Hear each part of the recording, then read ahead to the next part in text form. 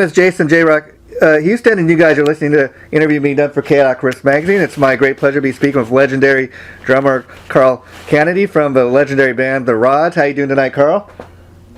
I'm doing well, Jason. And it's great to be talking to you, Carl, because actually you and your bandmates in The Rods are celebrating 35 years together. That must be an amazing feeling to have been together this long. It really is, and it's an interesting thing because, at first you're like, wow, we're really old, and wow, but then you start looking at the history of the band, and the fact that we still like each other, yeah. still hang out with each other, and the fact that when we perform, I think in a lot of ways, we're a better band than we ever were. So that's really amazing to me, too, that we still make that same loud noise that we did years ago when we first started. So it's really cool, looking back at it, and, would I trade it to go back to being 21, of course. But that was in token, having the history and the fact that we're still active. It's great, so it's nice. And let me ask you, you made a very good point there, because there aren't too many bands that have been together that long that have, kept the original lineup intact. What do you think it is about that has allowed you guys to stay together all these years? I mean, like you said, you guys seem to get along pretty good. You seem like you're pretty good friends. So what do you think has allowed you guys to have that kind of working relationship all these years? We took years off, so we were off for a long time. Uh-huh. And, it wasn't that the band dissolved, but it was the fact that, we all kind of had lives. We had children and, raising our children. So, we really didn't, we were active individually at the time. But, we got together for our good friend Alfonso's benefit concert, and, we did certain things, but in general, we didn't do a lot. So it's really been about 10 years now that we've actively reformed, It's like, but we've been together the whole time. It was never an official dissolution of the band. Yeah. And now, I understand part of the celebrating this 35th anniversary, you guys recently recorded or re-recorded your classic track, "Crank It Up." I was curious, why was it that track you decided to re-record versus other ones, and how have the fans been reacting to that? Well, excuse me. I think what the impetus for that was, we thought we'd do something for the fans, and we thought, what song? And what happened was, Jason, we thought about the songs, and "Crank It Up" was the first single we did. We did "Crank It Up," we did "You Better Run," and when we sent it out to, I think that's right. Yeah. Rods fans probably correct me on that. I think it was "Crank It Up" and back to "You Better Run." But "Crank It Up" was the first song that we ever, I sent it to, my first memory of this, or I first realized that the song was getting some attention. I sent it to a station in Rochester, and then I called to follow up. Did you get a signal? And, basically beg and plead to have them even listen to it. And he said, "It sounds great on the air, everybody loves it." And I was shocked, but that was "Crank It Up," and that was really the whole start of, getting a kickoff for the Rods. Wow. So I thought, that's the first song that really did anything for us, and, so we thought we'd do it for the fans. And as it's turned out, the fan reaction has been great. People love it. And let me ask you, in re-recording the song, would you say it's pretty much a carbon copy of the original, or did you guys, do anything differently this time around that you weren't able to do the first time around, technology-wise?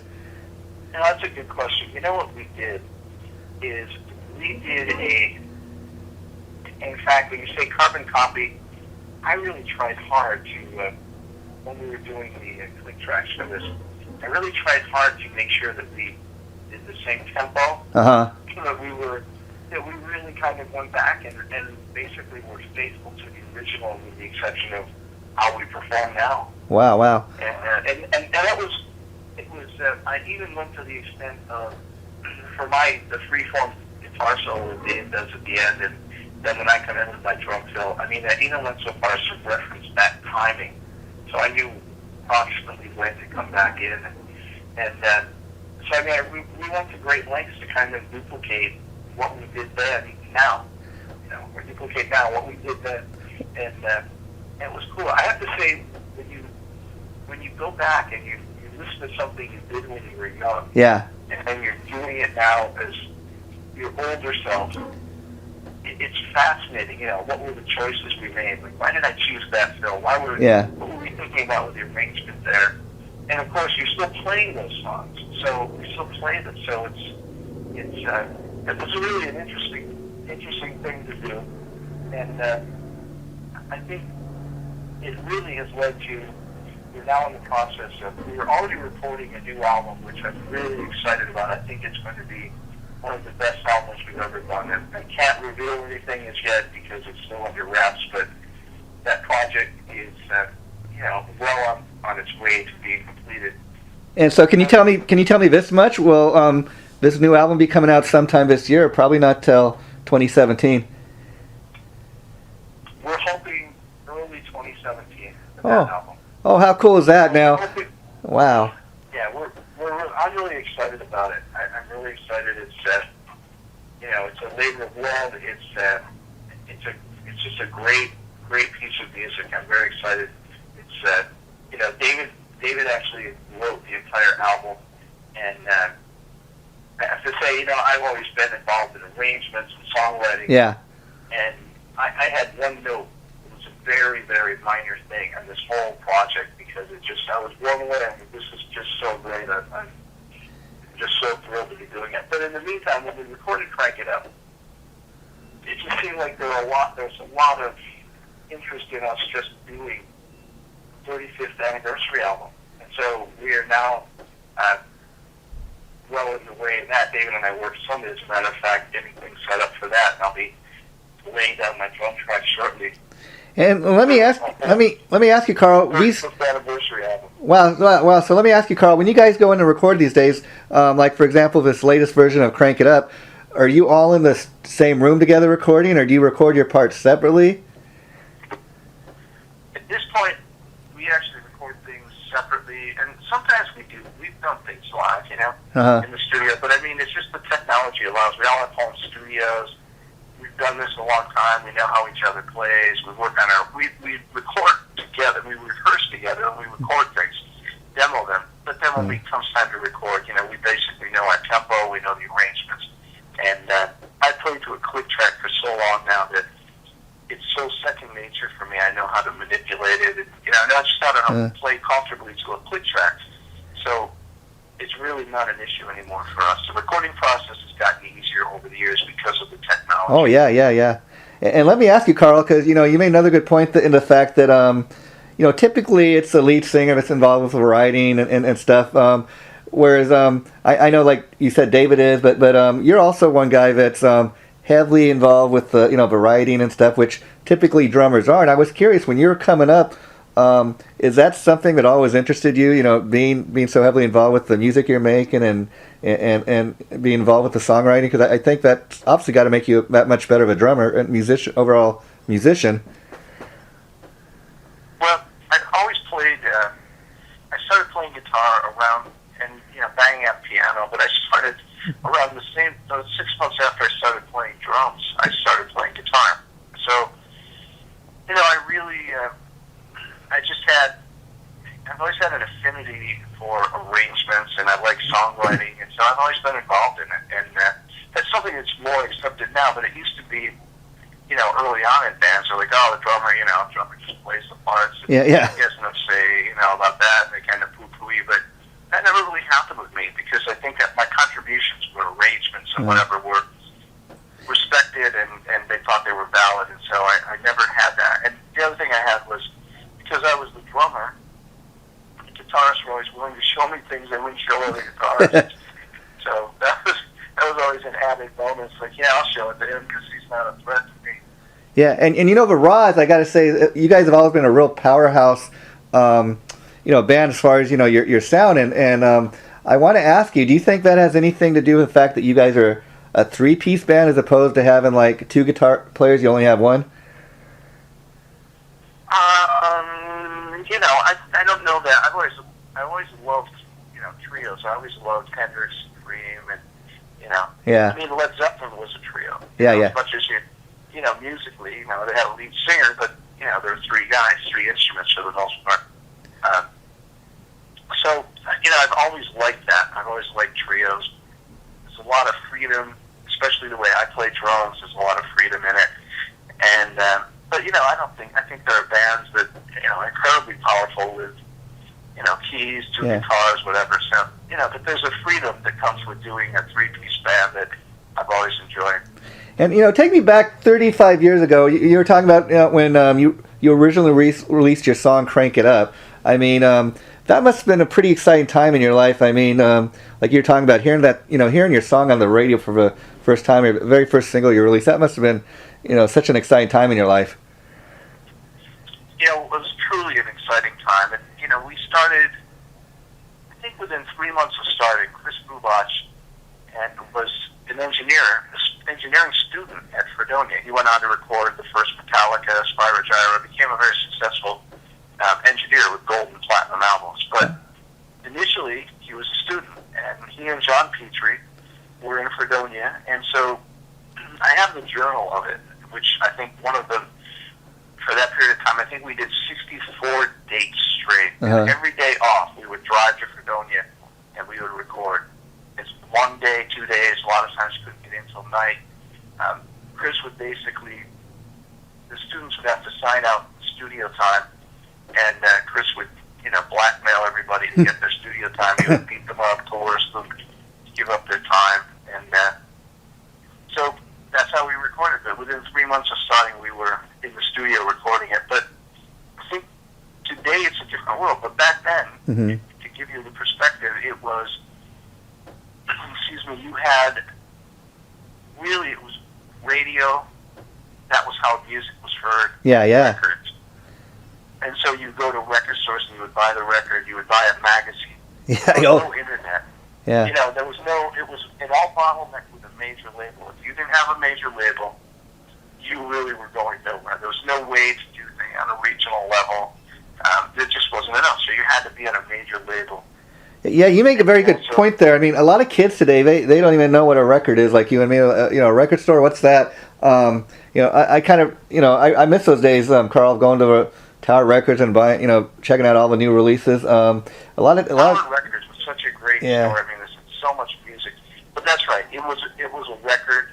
It was not something you just picked up your phone and you had ways to listen. You had your phone, you had an iPod, you had an iPad, you had a computer. You had nothing. You had like a record player that was your, and then as time went on, you had a cassette. Yeah. I mean, kids these days, they're missing what we grew up on. I mean, it's so much more than just having the latest album downloaded in your iPod, like you said. I mean, even getting an album like Kiss Alive, that double gatefold, opening it up, and being able to hold that in your hand, and just the cool artwork you'd get. That was the cool. Yeah. That's right. The artwork that was involved in that was so cool to have that. Whereas now, when you have a CD, like even on my CD, I have a lot of credits, and as you open the booklet, like you have people who just gave me quotes for the CD, and there's so many of them that they had to be so small, the fonts, you like open it and you're like squinting. But back then, in order to have your music heard, you had to be on the radio, and radio was very difficult to get your music. Especially a band like the Rods, I would imagine. Right. Yeah. That's right. And so it was really thrilling to have stations start to pick it up and play. I mean, we're never going to be a commercial band. Yeah. And but I mean, the fact that some stations started picking up on it and people heard it and responded to it was it was exciting time for us. Absolutely. But I mean, even talking to you today, I mean, like, who knows if the Rods that came around, even a few years later down the line, if you guys would even would still be doing this, because like you said, it's a much different the model for a music business is much different than what it was back then, and a lot of the bands back in the day would they would just break them, they make a name for themselves by going on the road, and the record will all of a sudden start selling. I mean, things are very different these days, but I'm glad that you guys have been at it for 35 years. So I got to ask, in your re-release of this Crank It Up single, because in today's digital technology, you see the numbers a lot quicker.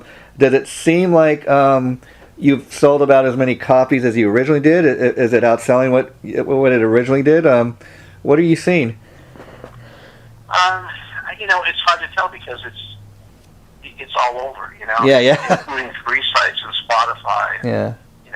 So in Pandora, so it's really tough to pull all those numbers together. I mean, it's out there and people are definitely responding, but it is a different day, And you and unfortunately, the things like Spotify and Pandora, whatever, they result in very, very small royalty checks. Yeah. And I was going to ask you, like, when you guys put something like that out there, are you signed a record deal these days, or do you release the music yourself? And as far as you get a piece of this latest single, how does that work? Like, does it take a couple of months for anybody to see any of the money coming in? Well, we released this as a self-release, but we're now in the process of negotiating with a couple of labels. And, we think that we won't self-release these next two albums. Okay. We're looking for labels now, and we're discussing things with them. Oh, cool. Seeing the best place for the music. So that's it's exciting. And I got to ask you, Carl, do you find that you guys are, dare I say, more popular over like in Europe, or would you say you got a pretty heavy fan base all around the world? I would say Europe is probably our biggest supporter. Biggest supporters, and we have the biggest following there. Oh, okay. And we were talking about record stores, and and it's kind of interesting to me that vinyl is kind of making somewhat of a comeback. Are you at all surprised by that? I mean, it never went away totally. Yeah. So I'm not surprised because you always had audiophiles who loved it, and you had collectors who loved vinyl. Yeah. And when you look at it in the big picture, vinyl is so cool because you do have that big, 12-inch cover and booklet, and it's something you can hold and easily read, and it's like a piece of art depending on the cover. Yeah. And so there's something cool about having that. Now, how many people are actually buying vinyl and playing it, I don't know, but a number of years ago, I put up some vinyl. Yeah. I hadn't really listened to vinyl in years, and I went, wow, vinyl really sounds great, and it does. It does sound properly done. Vinyl sounds really good. Yeah, because even going on, with each listen, so there's a downside to vinyl as well. Yeah, I mean, it's just interesting because I would say over the last two and a half years, I've seen even buying stuff on Amazon. A lot of the bands are putting their releases out on vinyl or limited run or something, and it's just there's somewhat of a demand for it. So is that something you guys would consider doing with these new releases, or does it kind of depend on how the CD sells first? No, I think it's something we're actually discussing now. I mean, we've got a couple of things going where we're discussing releasing some of our product on vinyl. Okay. I just re-released the Apollo Raw album that I produced a number of years ago, and it's just remained popular. And we released it on CD, and that sold out. And we did it on vinyl prior, and now we've re-released it again on No Remorse, and it's sold out. A vinyl box set with shirt and patch. Wow. It's a great colored vinyl as well. Wow. That's Legends album is out on colored vinyl as well. And as far as as far as Crank It Up, like we're getting a single, people can I guess go and download that on all the sites you're talking about, like iTunes and Spotify and wherever they get their stuff. Mm-hmm. But any chance we might get a video of that, or are you guys kind of primarily just working on these albums you were talking about? That's something that's been discussed about doing a really good video. So I don't know. We'll see what comes up. I mean, everything is expensive, and we have a lot of projects going. So we really need to get the music done, and then see where we go from there. Whether we do something live, or we do just some promotional video. Yeah, that was my next question. Now, in conjunction with this 35th anniversary and the re-release of Crank It Up, any chance you guys will be doing like any kind of touring or even select live dates, or will that pretty much come after this new album is out? Well, right now we're booked to play. We're going to do some warm-up dates, but we're booked to play a very heavy festival in Holland, and we're booked to play Keep It True in Germany outside of Frankfurt. We have the last 2 weeks of April. Okay. And we have a couple of other things, South America possibly, and we have some things going. So we'll be doing some dates, but we're really trying to get these projects done and in the can, and well, that's get the one out and get the other one ready to go. That's at least something for fans to look forward to. Knowing that there's some new Rods music on the way, or a couple new albums. So that I'll be interested to hear more about that when it comes time for you guys to release that. Now, I was curious because of course your bandmate David was a cousin of Ronnie James Dio, and I know you guys are close with the Dio family. I was curious. Ronnie's original bass player from his Dio band, Jimmy Bain, died about a week ago. Did you guys know Jimmy pretty well? I was a fan, but I never met him. Oh. But I was definitely a fan, and I had heard really nice things about him. He was a really good guy, and sad. Yeah. There's been this whole rash of deaths recently. Yeah, this whole month of January, just amazing. And that leads me to my next question. Now, I know, Carl, you were involved in talking about re-recordings. You and this band, TKO, I understand, recently did a re-recording of Motorhead's Ace of Spades, I believe, and it was to pay tribute to Lemmy. Can you talk to me a little bit about this and how this whole project came together? Well, Brad Sissel, had done a Thrasher album years ago with different artists, and Brad came in and sang some songs on that, and just loved Brad, and I loved his voice. So we've remained friends over the years, and so Brad called me one day, and he said, you know what, let's do a tribute. We're talking about doing a tribute. Would you play drums on it? Uh-huh. And I said, of course. I'd be glad to. So that's how it came about. It was just very simple, very organic, and so we wound up just knocking it out quickly and getting it out, and I was really thrilled with it. I thought Brad really just hit a home run with paying homage to Lemmy. And now let me ask you, this song that's out there, your guys' version of Ace of Spades, is this the original version of what you guys did a couple of years back for his album, or is this a new version? No, this is brand new. Oh, cool. And how quickly did this come together? I would imagine shortly after Lemmy had passed away. It came together very quickly. We really kind of knocked it out in just a few days. Oh. And how fun was it for you to, talk a little bit about what, Lemmy and Motorhead meant to you, Carl. Were you a huge Motorhead fan? I imagine you must have known Lemmy or kind of ran into him throughout the years. Well, I didn't really know Lemmy. I always big respect for Lemmy. Uh-huh. And, but it was, we played the Cowgirl early on with Lemmy, and after the show, first of all, they were the loudest band I've heard. Yeah. They were so freaking loud. We were outside after our show, and they went on after us, and they're lining it.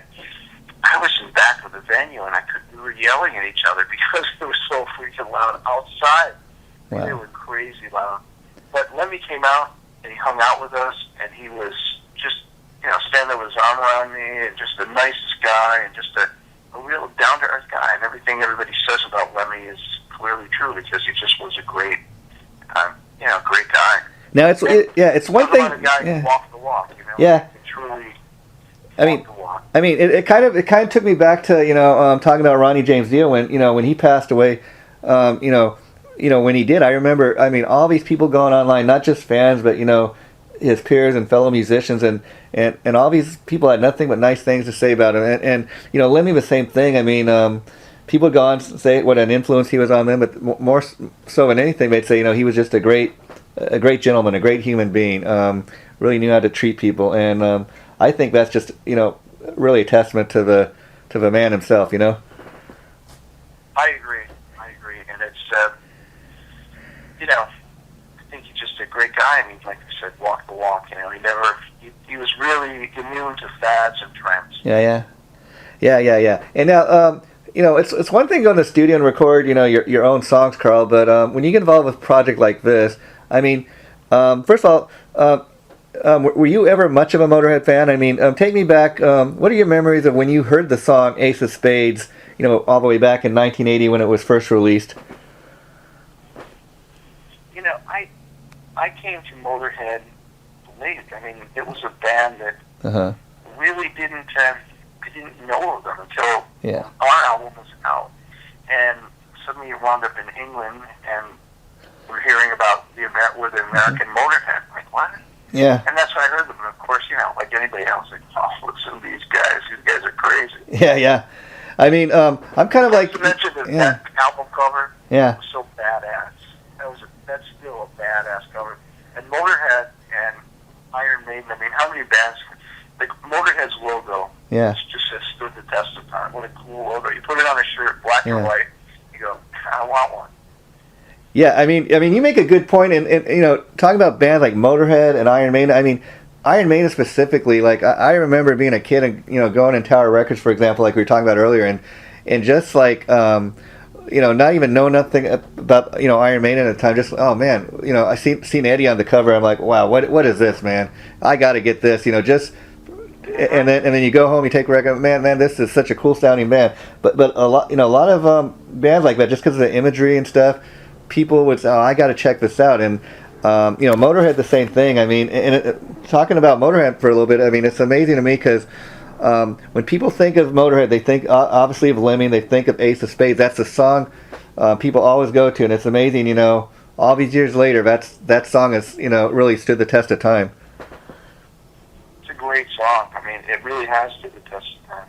And so when you went into put your drum tracks down on this tribute you guys put together, did you go in there with attitude that you had to make like a carbon copy of original, or did you kind of want to put your guys' spin on it? I imagine when you're recording somebody else's song, you have a huge responsibility to kind of want to do it justice.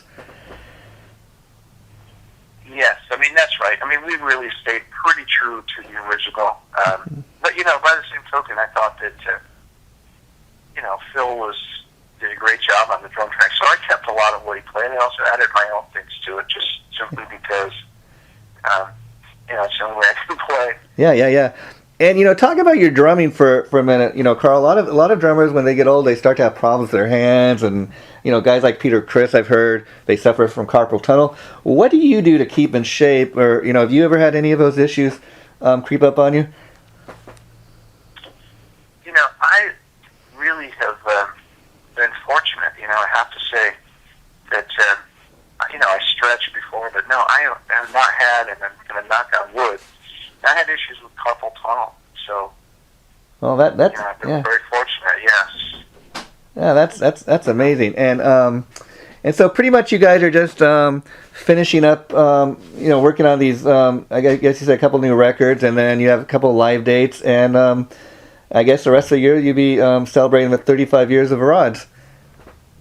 Absolutely, and looking forward to playing some fun shows this year. Now, another thing I wanted to ask you about that, I know you guys, I don't think you guys have ever really put anything official out there. Has there ever been any talk of releasing like any kind of like a live DVD or like kind of a documentary, something on the band? Well, that's a good question, because that's something that actually has been brought up. So, we actually have discussed that. So whether that'll happen or not, I'm not sure, but it's certainly being talked about.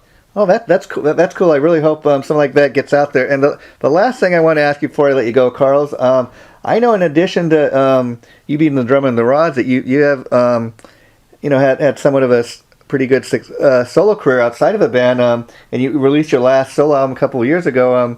Any plans for a follow up to that? Well, I released it a year ago, November. Just a year ago. Okay. And, yeah, a year ago, and it was I'm so glad I did it. But it's a lot of work. Yeah. It's a self-release, and it's sold well, surprisingly. But it's a case of I think it's at this moment in time, with the Rod stuff, I'm probably just going to continue on.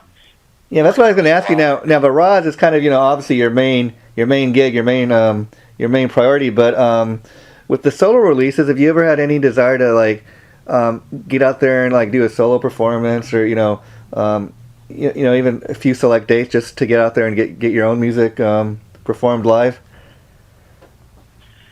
I would love that. And we talked about it. A couple of the guys talked about it, but it really, everybody's on the road and, has their own thing, and it's just, there's not enough time in the day. Demand. Yeah. What we would love, logistically is just kind of a nightmare, but, we love I'd love to do it. It'd be great to hear Joe Comeau and Mark Pernilla sing those songs live. I mean, that'd be a thrill for me. But yeah, just not enough time in the day, I guess. And I guess the very last thing I want to touch base on before I let you go is I know that you also have been pretty successful outside of a band as a producer. Do you still produce bands from time to time? I do. The latest thing I've done is Black Tie Stereo.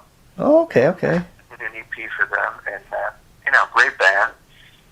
And so I'm still, I do have artists who actually contact me. And I've been discussing, doing something, but it's really at this point in my career, I want to do something that I feel like I can really bring something to, and also want to work with the bands. Yeah, and after 35 years of being in the Rods, you must be in a position in life where it must be nice to, like going back 35 years ago, you kind of were just trying to break in and make a name for the band. After 35 years, people know who you guys are, so you kind of get to pick and choose and what you do. Well, and also I think there's a wisdom that comes with having been around and done it for so long that you kind of realize what works for you and what doesn't. And what doesn't, and what's worth working for and what's not. So yeah. Well, Carl, once again, I love producing. Once again, Carl, it's really been a pleasure talking to you. I can't thank you enough for taking time to speak with me today. Just to let you know, the interview will be going up probably sometime in mid-February, and I'll be sure to let the Lord of PR know, our mutual friend. Thanks to him, too, for setting this up. I really appreciate it. But anytime you want to do this again, or I'll be talking to you again, I guess, when you guys get ready to put out your new release. But until then, congratulations on your 35th anniversary of the Rods. Thank you, and really appreciate the support. Okay, thanks, my friend. You take care, and I'll be in touch. All right. Okay, bye-bye.